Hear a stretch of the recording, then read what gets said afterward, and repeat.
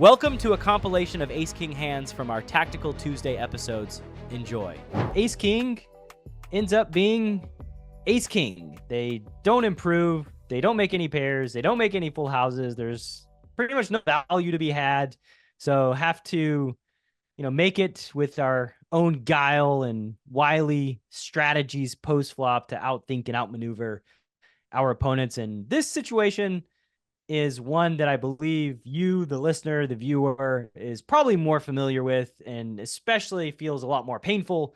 You put a lot of money in the pot with Ace King, and you come up empty-handed. There's no pair. You have no pair, nothing really to work with, and don't know what to do. So today we're going to try to give you some advice on that front. John, you ready to rock and roll?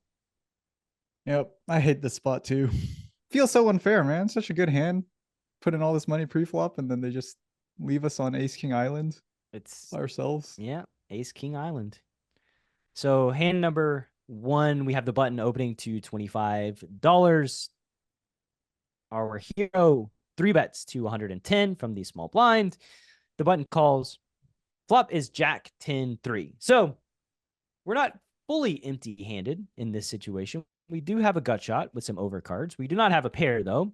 There's 230 in the pot. Villain appears to be a reg, the main antagonist, and that's going to play a role in all the hands today, the profile of the villain and the situation. So stay tuned to, see some hands that are played against, at least one hand that's played against a white belt. So what do you think on the flop here? Jack 10 tray, 230 in the pot, 895 behind. You got Ace King high.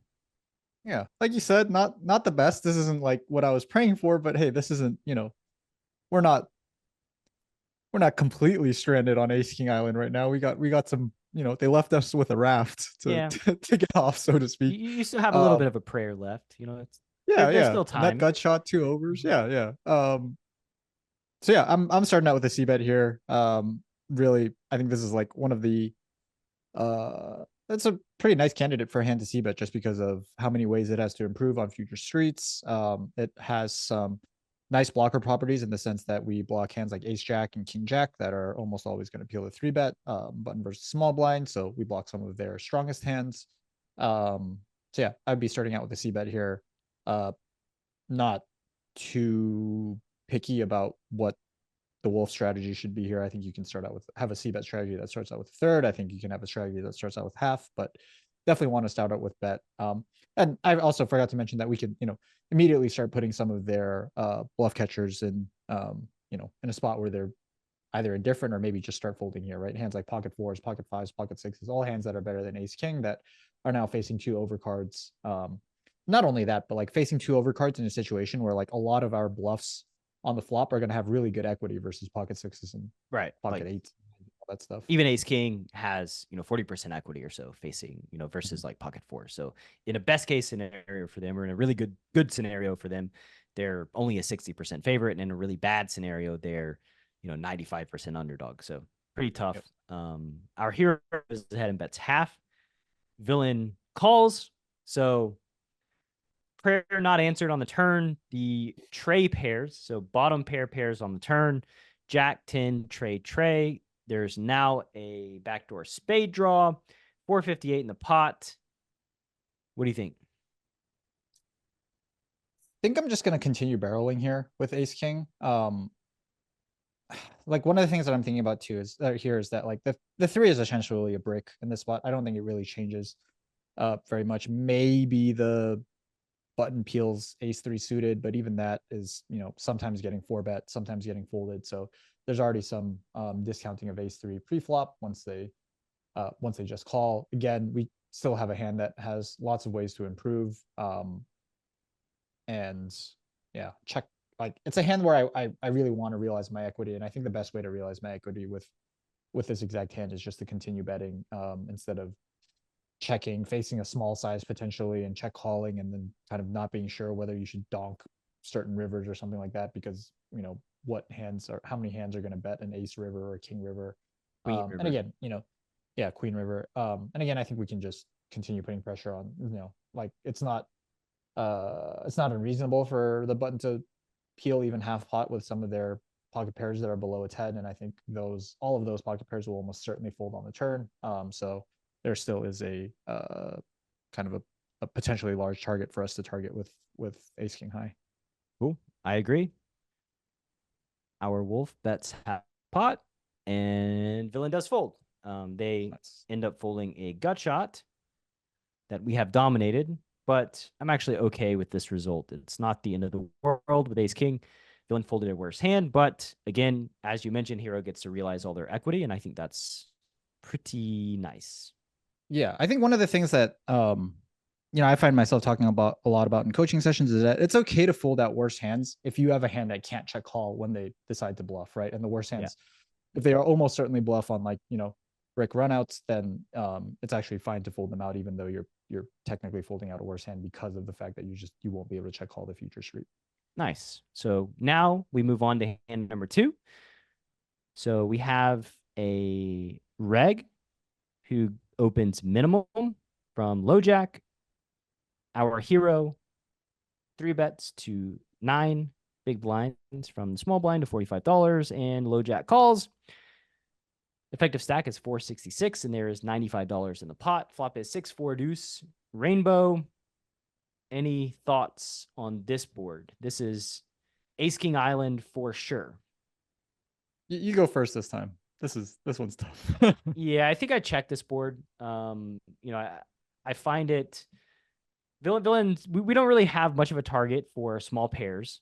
I don't think any of those hands are going to fold out. The hands that we do fold out, we block some of them. King, queen, king, jack, king 10. I think we could get called by ace high, but it's going to be pretty tough going. So we need to like bet the flop and then check down. So I think on this board, I just check and start by playing a check call line, and maybe hope that the flop checks through and we can get a chance to overrealize our equity. So here I'm on team check on 6-4 deuce. Yeah, that's my thoughts. Yeah, I'm with you. My way of approaching these low flops is that I'm going to be much more selective about the hands that c-bet, given just our very low connectivity with this board. We basically only have over pairs that can value bet this flop. Whereas like on the jack 10 board, we have over pair sets, top pair, all that kind of stuff, like bluffs with good equity. Whereas here we don't have any bluffs with good equity. So if I was going to pick like a bluffing range here or like a c-betting range that wasn't over pairs, I think it would certainly have to include some sort of backdoor flush draw. So given that we have ace king offsuit, all of these are just going to be checking 6-4 deuce rainbow. Cool. And I think, maybe some of the targets that we have are like ace X of diamonds. If we did bet, we have the ace of diamonds, that's the suited ace that doesn't have a backdoor flush draw. So doesn't help us. Flop does go check, check. So happy day there. Turns the 8 of clubs. So we have the king of clubs. So we do block. They're like king, queen, king, jack, king 10 of clubs. Now there's $95 in the pot.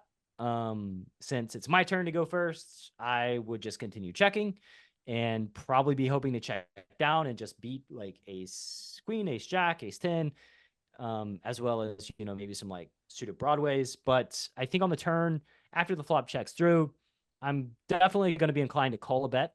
Villain picks up like draws with 9-10, backdoor clubs, and they can just start blasting away facing double check. So I would check here with the intention of calling a bet.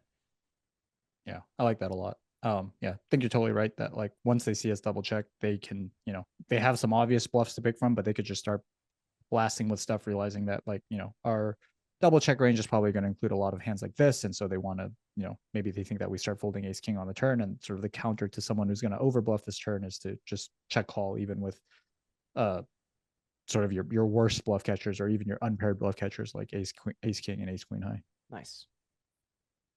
So we check, villain bets about 2/3, and hero goes ahead and calls. So wolf is on the same wavelength. River pairs the board, so the 6 of hearts. Our hero checks, and villain hero's got 398 behind. We face an all-you-can-eat buffet. All the money goes in by villain. They overbet 2x on 8-6-6-4 deuce. No flush draw available.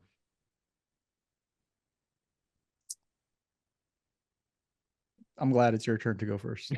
Oh yeah, it's my turn to go first.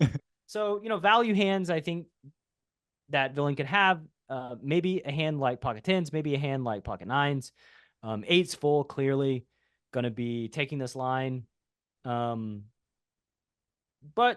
it's very thin, right? Like, I guess like jacks could now be pretty happy going for value facing, double check and then us checking the river. So yeah, like I don't think they have a super robust value range, and I would probably be bluff catching here on the river, just because it's very, very easy for them to over bluff, and due to the fact that they just have a lot more combos of unpaired hands than they do boats and overpairs.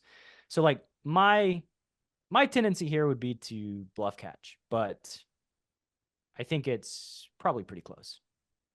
Do you have any hands that are better than ace king that you take this line with? Like, are you ever trapping hands like aces and kings? Like double Probably, trapping hands like aces and kings? yeah, Yeah. I think so. Maybe if I three bet like 7-8 suited or something like that, that hand could be, technically better than ace king, and it's gonna have a decent blocker property where it blocks eights full. But yeah, this is the problem is, like, when we take this line and we call down with ace king high, we're pretty much check calling down with like everything, right? Like it's really difficult for us to take this line with a hand that we're not calling the river bet with. So like we really, really, really, really need villain to be over bluffing here in order to just, kind of call this every single time. Otherwise, we need to like sprinkle in some kind of mix where sometimes we call ace king, sometimes we don't call ace king, sometimes we call ace queen, sometimes we don't call ace queen. Yeah. It does feel like a spot, given that when they start out with flop check, that they could very easily be over bluffing. Some of the overpairs that you mentioned, I think, like, could just start out by floating the flop. Hands like pocket queens, pocket jacks, some of their stronger overpairs. Maybe all of their overpairs just, start floating the flop. So I think, like, yeah, I'm kind of in your camp where once they start out with flop check and we check call the check call the turn, I am likely just going to go off the assumption that they are it's really, really easy to overbluff this spot, and just I don't think I would mix with a hand like ace king and just be pure calling down, and Hold on, sometimes getting stacked by some of their overpairs that are going thin, but hopefully just picking off a whole bunch of hands that need to bluff. I mean, it's so easy to find them, right? There's so many suited broadways, so many, not even non-suited broadways, 10-9 suited ace X, like a hand like ace 5, ace 3 suited, some of the ace wheel hands that Nice. appeal to 3-bet. So Hero does call, and if you want to know whether we won or lost, then you probably need to click the like and subscribe button. I'm just kidding. You're going to find out whether we win or lose either way, but it would be nice if you click the like and subscribe button. I would be a fan.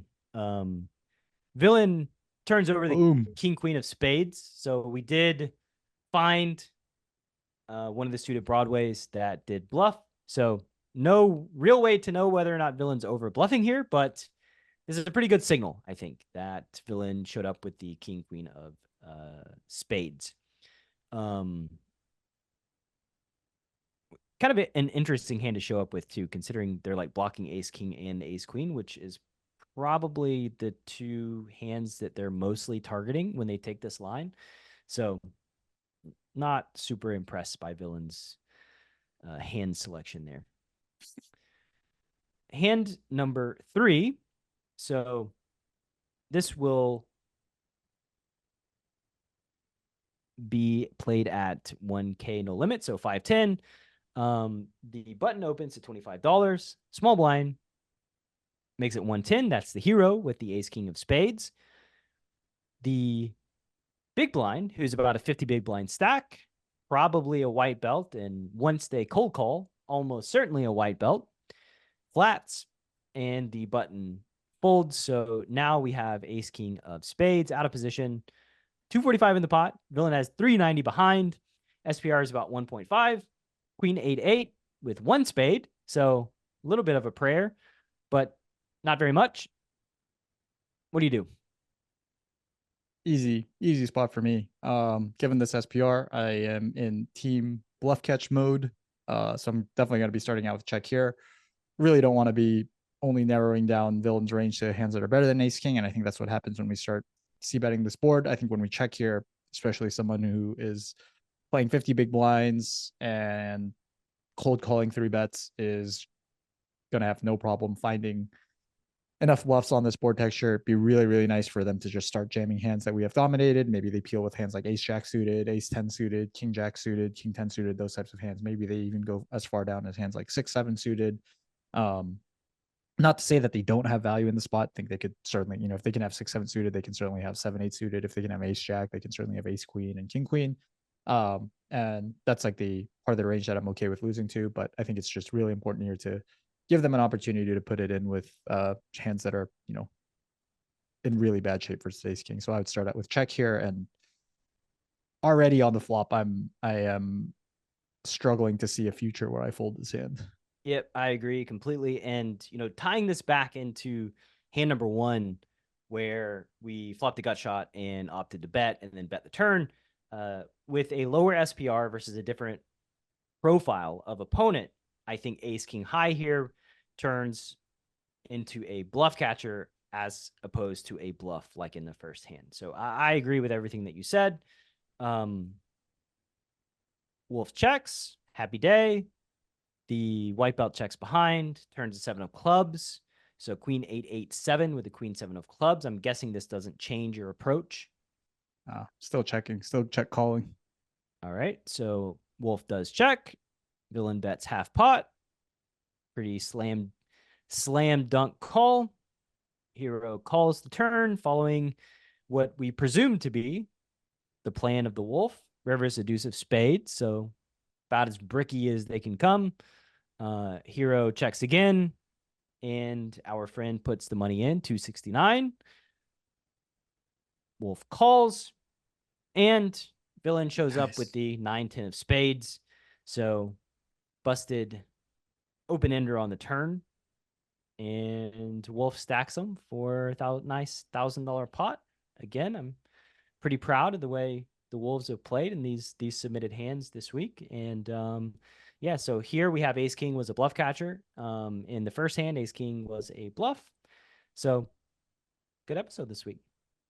Yeah, it's interesting that there's so many different ways to treat your ace king, even after you whiff the flop, right? Like, we've seen ace king, you whiff the flop, and sometimes it's better to treat it as a bluff. And in the last two hands, it's actually better to treat it as a bluff catcher. And I'm guessing like one of the things that gets overlooked a lot of the time is using your ace king as one of your better bluff catchers, instead of, just treating it as like a check fold or just as a hand where you feel tempted just to blast off every single time you whiff the flop. So yeah, really cool to see that there's different ways you can play ace king after you completely break the flop after 3-betting. Yeah, and if you'd like to see us break down more ace king hands in the future, which I have to imagine we will, click the like and subscribe button. And if you have any questions about today's episode, leave us a comment down below. As always, this is Coach Brad, and I'm joined by my co-host, Mr. Jonathan Chai. How you doing, sir? Doing good. I'm excited to talk about these ace king hands and excited to kind of get your opinion on how I played them. This episode is going to be it's going to go back to like the old school Tactical Tuesdays where I bring in hands that I have questions about and just ask you what your opinion is on how I played them. So yeah, no wolf hands this week. Just my hands, maybe my punts. Well, we'll be trying to debunk the myth that ace king is Anna Kournikova. It looks good, but it never wins. Which, by the way, I said that the other day. I can't remember where I was at, and I realized like, wow, that is like a very specific time statement about ace king, because like I'm sure most of the listeners are like early 20s are like, I don't get the reference. I don't understand. I'm pretty sure the only reason I know who Anna Kournikova is because I play poker. I think I'm part of that generation too. That's like, okay, yeah, I've heard of her, but it's because of all these old guys complaining about ace king. All right, let's debunk the myth. So everybody folds a button. Who opens it? 3 big blinds, $30. You 3-bet to 120 with ace of hearts, king of spades. They call. Flop is 8-8-7 with 2 spades, so you do have a backdoor spade draw. first decision point here, c-bet or not to c-bet? So I think the first piece of information that's really important here, and also, I guess I'll get to this in a couple seconds, but the player on the button, P1, is a very loose, aggressive, I'm going to say white belt.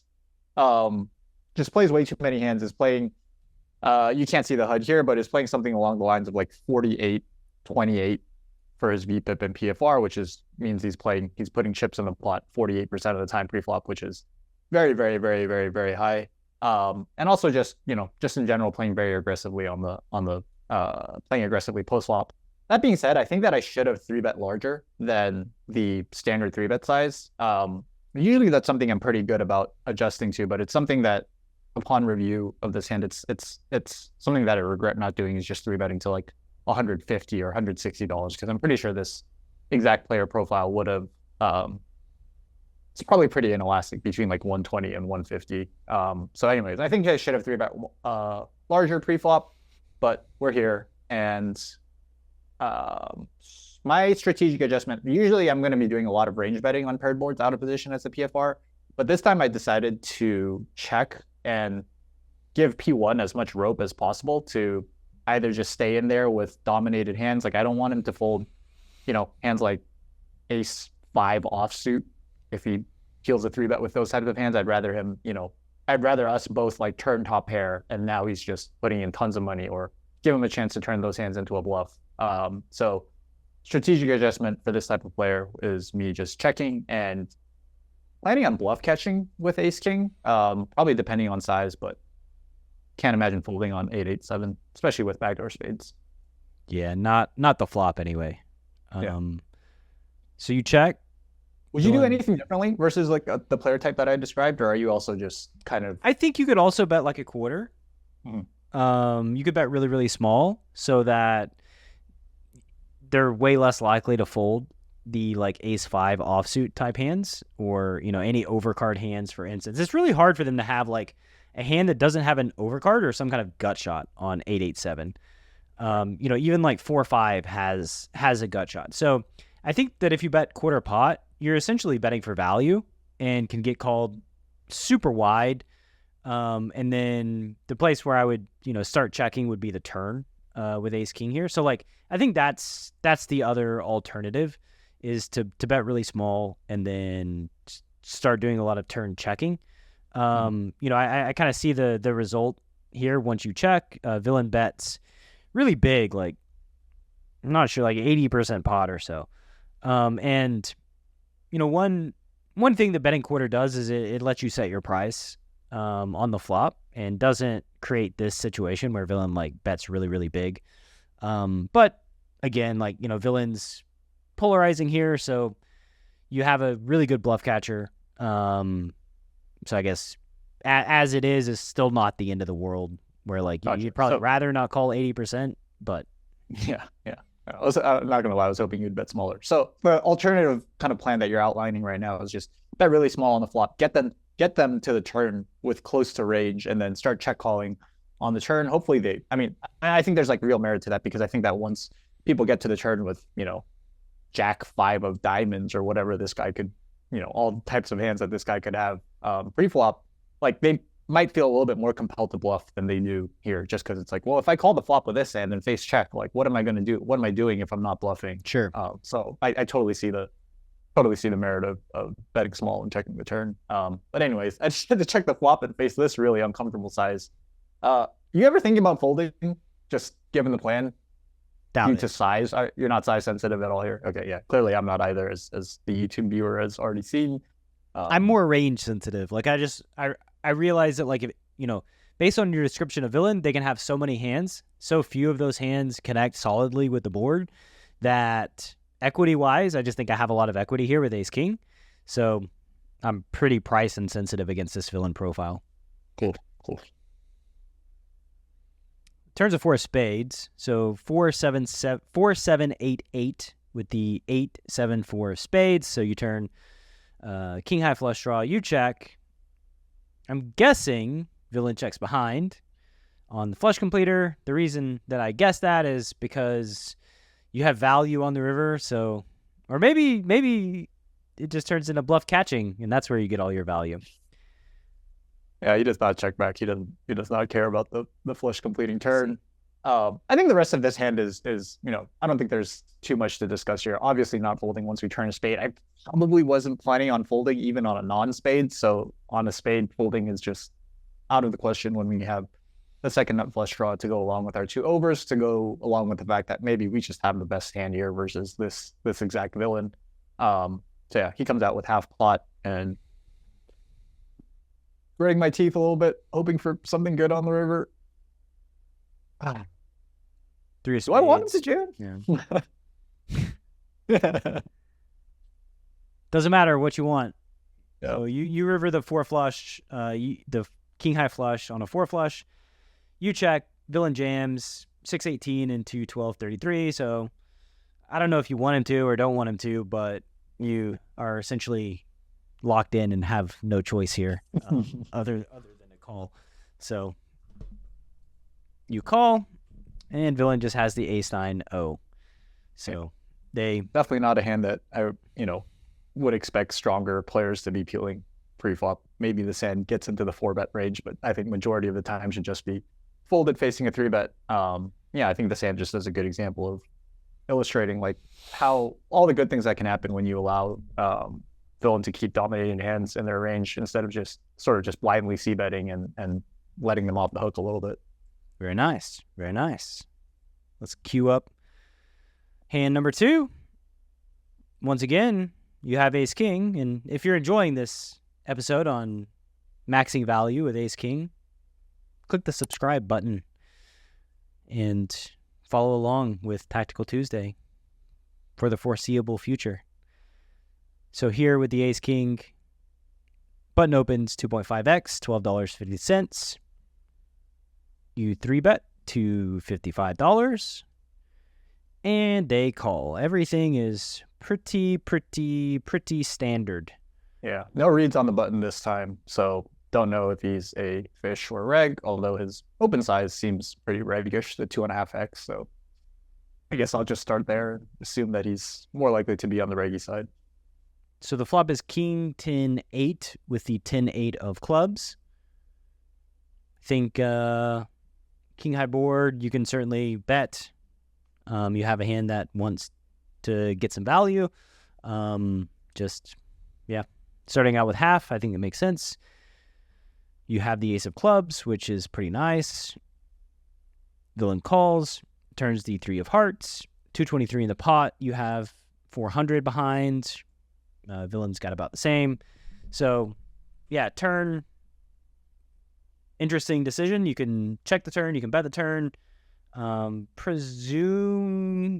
kind of presume that you check the turn, but you know me too well.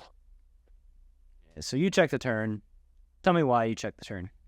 So, I really love this line or this strategy from 3-bet pots out of position PFR, and I can't stop doing it. Just want to show it off as much as possible. I really like betting big on the flop, and then especially on brick turns, just checking. I think that a lot of good things can happen here when I check. I think the button can start value cutting themselves with hands like king queen, king jack, just other king X's that don't think that I would check a better king on the turn. I also think that they, on a board texture this dynamic, on a flop texture this dynamic, king 10-8, 2 clubs, they can just find tons of stabs on the turn, everything from like jack 9 suited, queen jack suited, ace jack, ace queen even, all the, club hands, like 6-5 of clubs, hands that really have like no showdown. And depending on the size that they pick on the turn, I can do some check jamming if they stab. And then the other thing that I really like about this line is that if they do decide to check back the turn with some sort of, whatever part of their range, bluff catcher, value cut possibility, whatever hand, I can still jam the river for a little bit under 2x pot.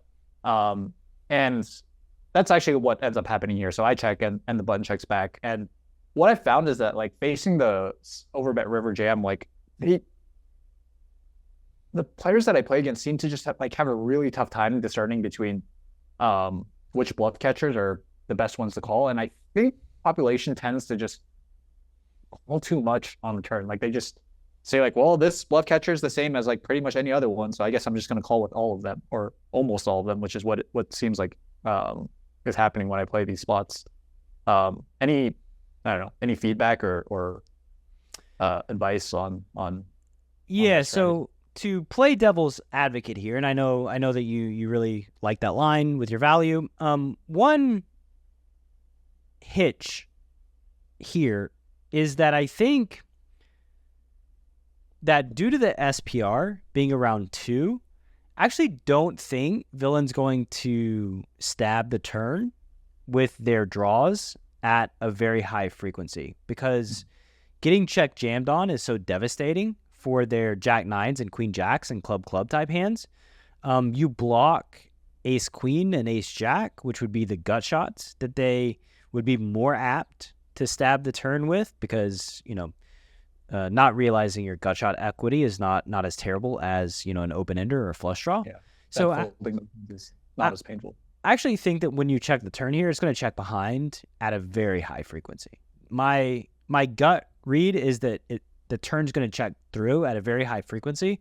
And then like you're really at that point hoping for a clean river that is not a 7, a 9, a 10, an 8, an ace, a club.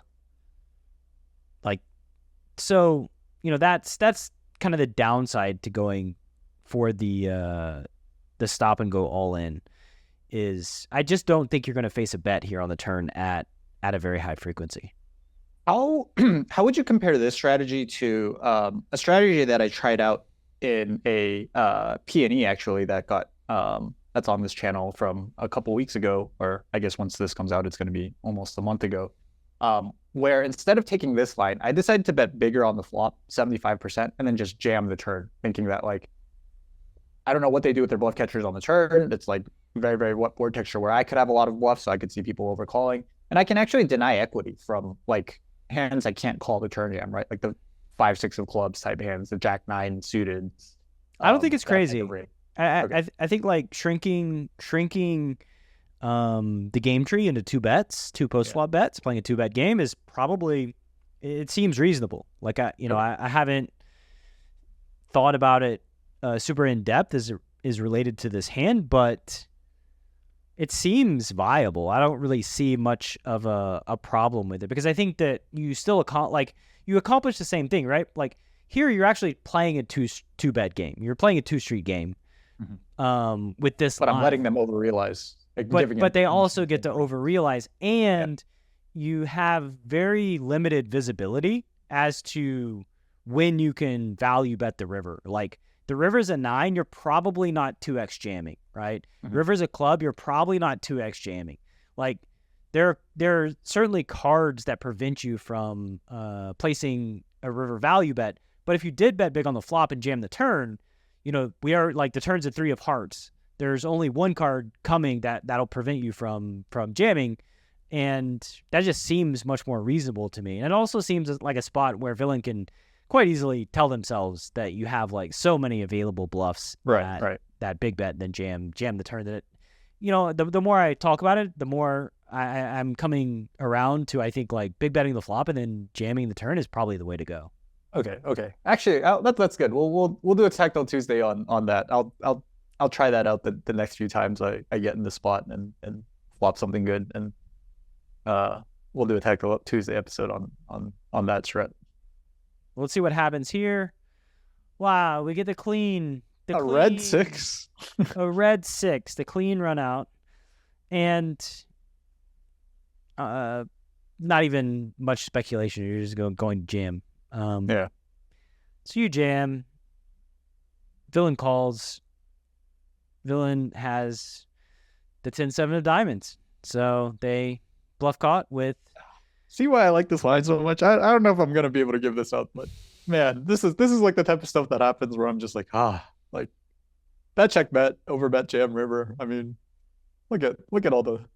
Well, this guy probably folds the turn, if I turn C bet this board. So yeah, just feels extra good when it comes when you get a result like this with a hand like this. Yeah. Nice hand, sir. Way to max the value with your ace and your king. And yeah, I look forward to breaking down some hands in a future episode where you're playing a 2-street game with big bet flop, jam turn.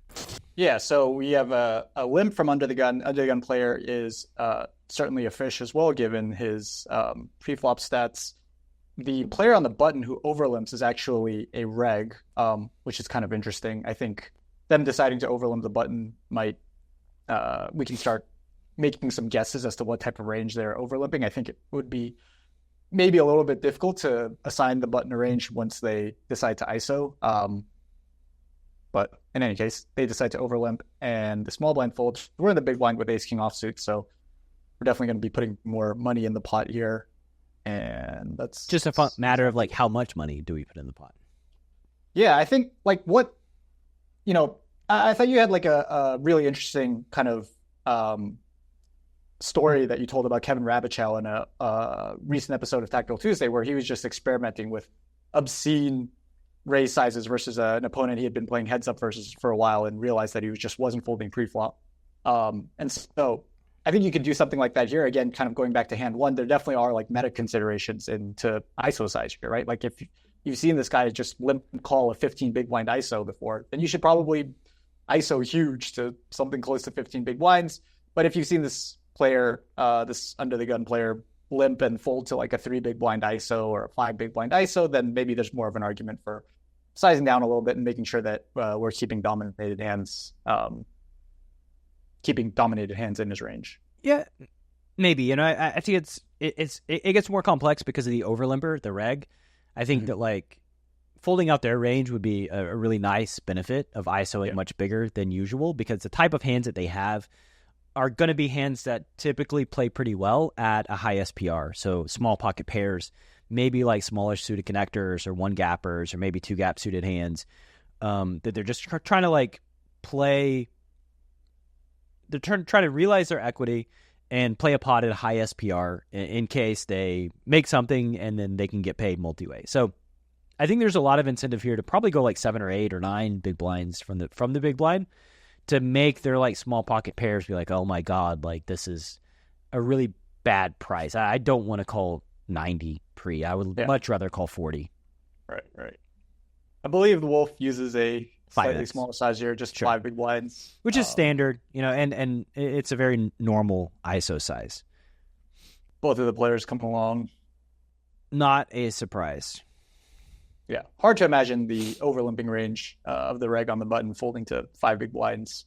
No. If I overlimp pocket 4s there, I am pumped when the big blind ISOs to 5. It's like, the big blind's telegraphing they've got a strong hand, because you typically don't ISO a villain that doesn't fold with weak hands. And now I've got a hand that can make a very strong hand against what is a very strong hand. And that's always a scenario you want to be in. Right. What strategy do you like here on the flop when you're out of position versus 2 players as the pre-flop raiser? You flop a pretty strong hand, top pair, top kicker on ace 5-4 rainbow. Definitely some turns and rivers or some runouts that our hand would like protection from. We're not, super excited about putting all the money in on a deuce or a 3, especially versus a open limping in an overcalling range or an over limping range. I would argue I'm not super excited to put all the money in no matter what the runout is with top pair, top kicker on ace 4-5. Like there's not, because we would expect the reg on the button to, have pocket 5s, pocket 4s, and maybe something like ace 5 and ace 4 suited. Even the white belt's got to call off with like ace 10 and facing like 3 giant bets, and that's a little bit ambitious, I think. Yeah. So I would. That's the first thing, is like kind of setting my expectations here and not trying to play for all the money. But then B, I really think that the information revealed by the button is going to be very critical. So I start with a check, because I think that when the button checks behind, we're pretty safe. We're pretty much in the clear. They don't really have sets when they check behind. When they bet big, now all of a sudden they're kind of telegraphing like they have a strong hand, and I would be very afraid. But I think if we bet the flop and the white belt folds and the button calls, I don't think we learn a ton. I think they could slow play 5s and 4s or ace 5 or ace 4, not necessarily raise with them. And so I'd be like kind of in the dark. So personally, I would check and then let the button kind of reveal the strength of their hand based on their actions, and then kind of move forward in the best way that I see fit based on that new information. Yeah, this wolf does exactly that. Starts out with check, and we actually get maybe a better situation than what you were imagining. The fish under the gun starts out with a pot-sized stab on the flop, and the button folds. So now we don't even have to worry about the reg anymore. Sure. Well, that's the thing. We have new concerns. We have new concerns. A new contender has emerged. I think that, like, we do learn, though, right, that the white belt bets pot, and then if the reg puts money in on the button, I would maybe just fold the flop.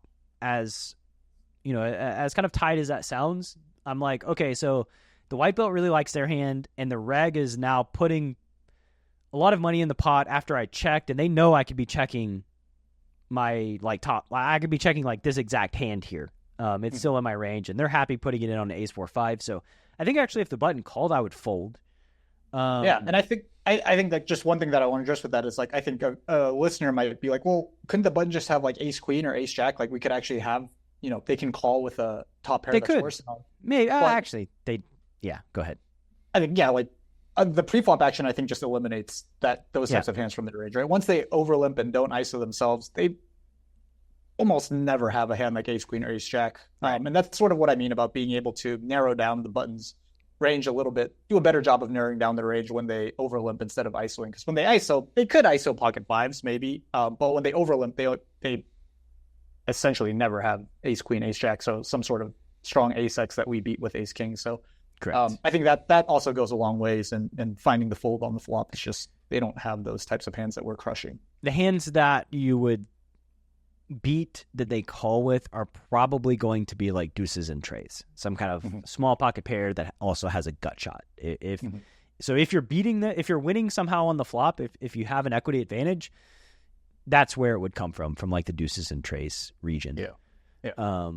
So I mean, now at this point it just becomes probably pretty trivial. I think where villain bets pot, we can't fold and have no incentive to raise, so we just call. Turn is a deuce. Completes villain. The white belts pair plus draws. Hopefully they check behind. They don't. They bet half pot. Oh my god, I'm already scared. I'm he sized down from the flop. That's kind of good, right? That pot on the flop. Something. Half pot on the turn. Yeah, pot and then half pot. Man. Need to win and be able to realize my equity. Need to have 25% equity against this bet and be able to realize it on the river as well. I don't think they're going to be bluffing a ton.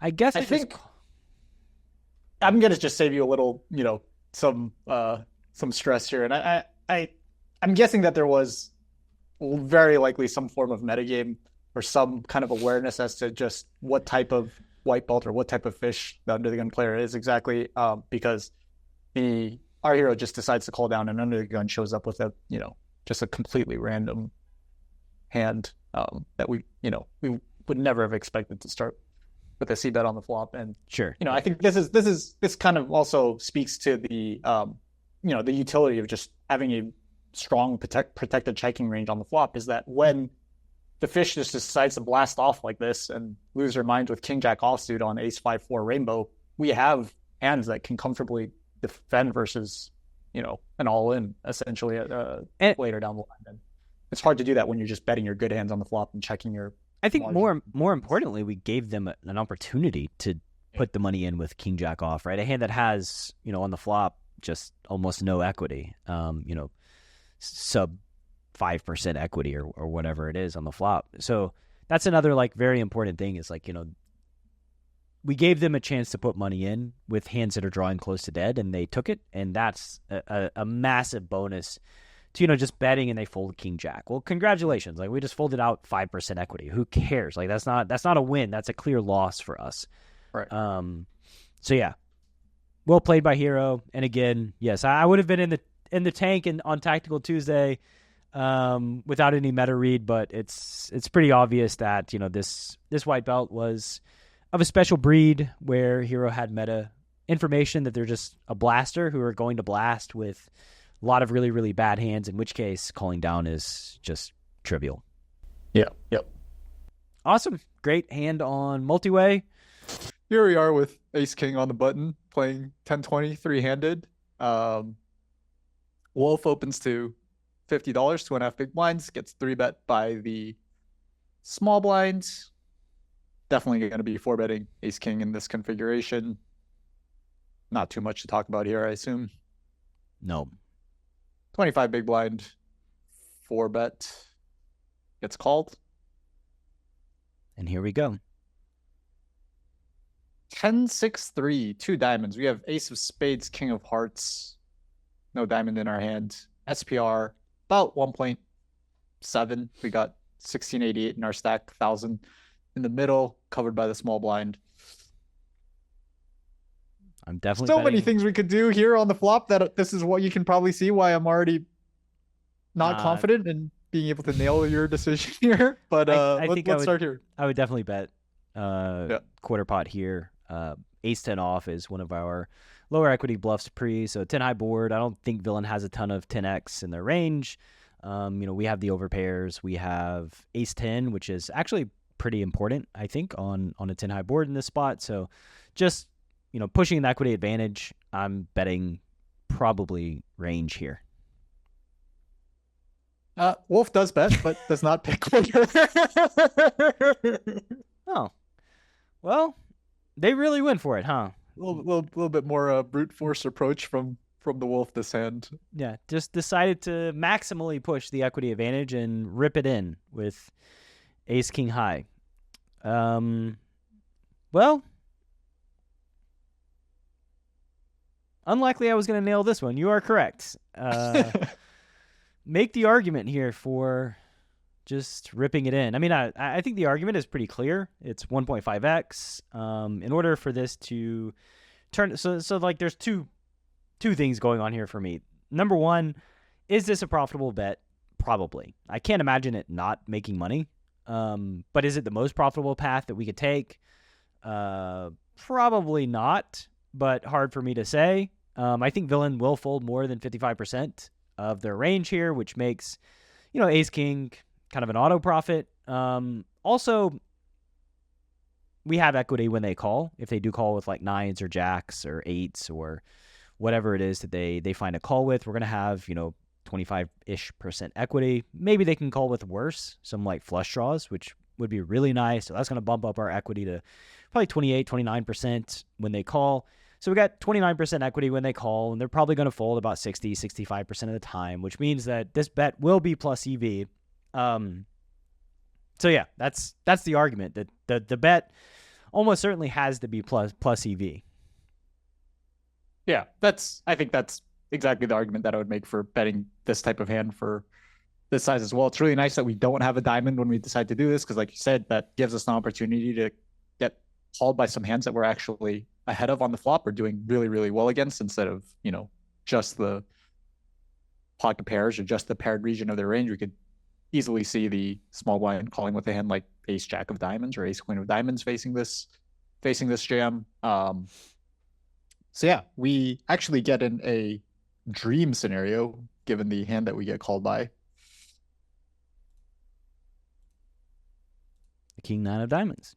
Yeah, we actually have the King dominated. You can see the equity here, John. 47 versus 53. Now I'm going to ask you a very serious question. Which hand would you rather have?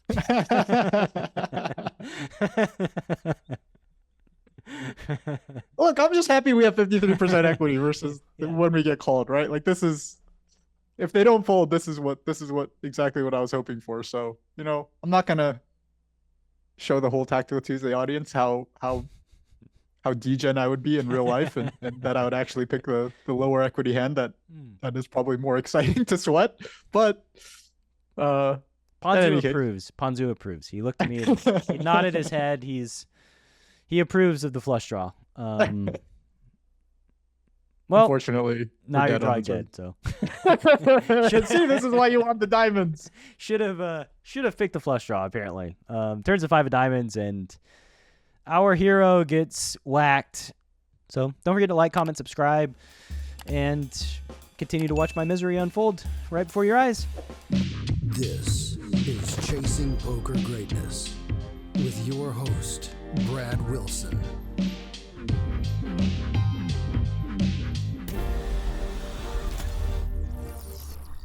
Coach Brad approved.